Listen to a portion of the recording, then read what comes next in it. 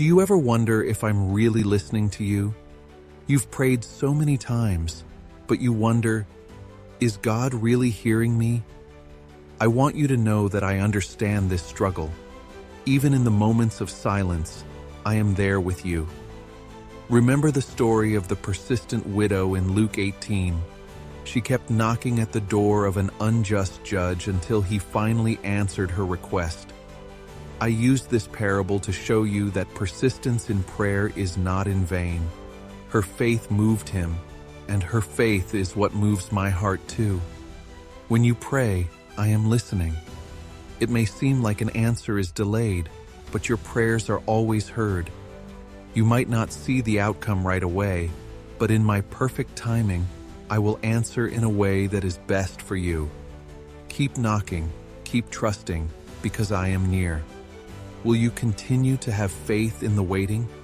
Will you keep believing even when the answer seems far off? You don't have to carry that burden alone. I know that forgiveness can seem impossible at times. When Peter asked how many times one should forgive, I said, 70 times 7. Matthew 18:21-22. This wasn't meant to be a literal number, but rather a way of showing that forgiveness isn't about counting offenses.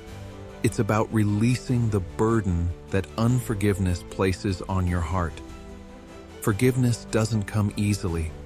You might feel that the wound is too deep, that the hurt is too much, but I forgive you.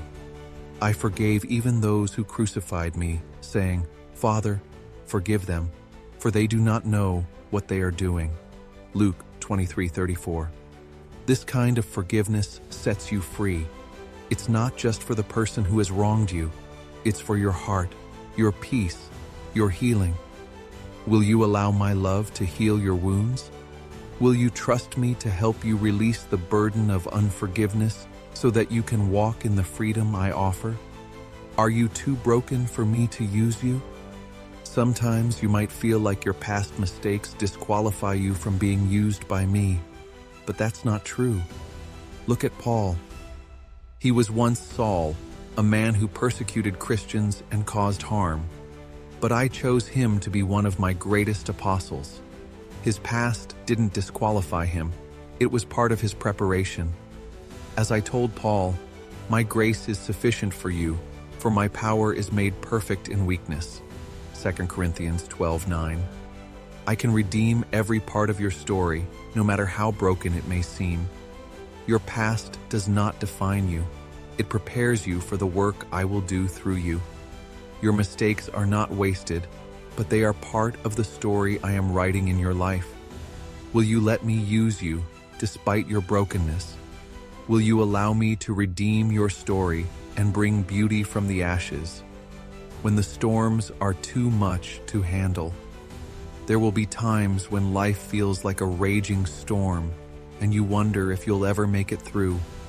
But I am the one who calms the storms. Do you remember the time when my disciples and I were caught in a storm on the sea? The wind was fierce and the waves threatened to drown us. My disciples were terrified, but I spoke to the storm and said, Peace, be still. Mark 4:39. And the storm obeyed. You may be in the midst of your own storm right now, whether it's anxiety, fear, or loss, but I am with you. I will not leave you in the chaos. Trust in me, for I am the Prince of Peace. Isaiah 9:6. I can bring peace to your heart, even in the midst of turmoil. Will you let me calm your heart as I calmed the storm? You are not alone. There may be moments when you feel like you're walking through life all alone, as if no one sees you or understands your pain. But I see you. I know your struggles, your heartaches, and your fears.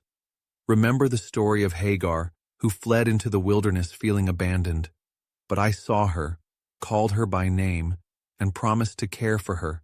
Genesis 16:13-14. Just as I saw her, I see you. No matter how isolated you may feel, I am near. You are never forgotten, and you are never alone.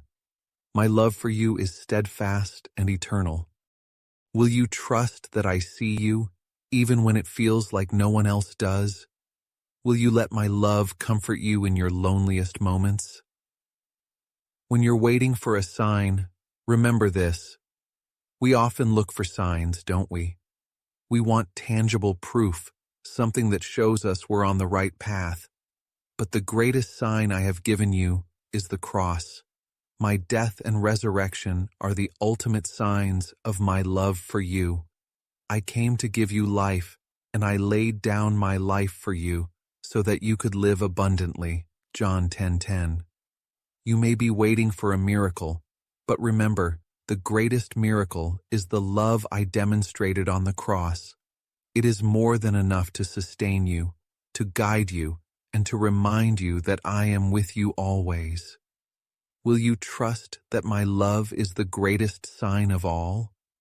Will you look to the cross and find all the proof you need? You are forgiven. There may be guilt weighing heavily on your heart, reminding you of past mistakes. But I want to tell you this. There is no sin too great for my grace. When Peter denied me, even after swearing he would never leave me, I forgave him. Luke 22:61-62. And I forgive you too. Your past does not define you. Your mistakes are forgiven. I died for all your sins, and my grace covers them all. You don't have to carry the weight of guilt any longer. Let go of the burden and walk in the freedom I offer you. Will you receive the forgiveness I offer? Will you let my grace transform you from the inside out? When you feel like giving up, I will be there. There will be moments when you feel like giving up, when life is too hard, when the road seems too long, and you feel exhausted. But I am here, and I will never leave you. When Elijah was discouraged and wanted to quit, I met him in the wilderness, provided for him, and gave him strength to continue. 1 Kings 19:1-18. I will do the same for you. When you are weary, I will give you rest. Matthew 11:28. When you feel like you can't go on, I will carry you. I will never ask you to walk this road alone. Will you trust that I will give you the strength to keep going? Will you allow me to carry you through your struggles? You have a purpose,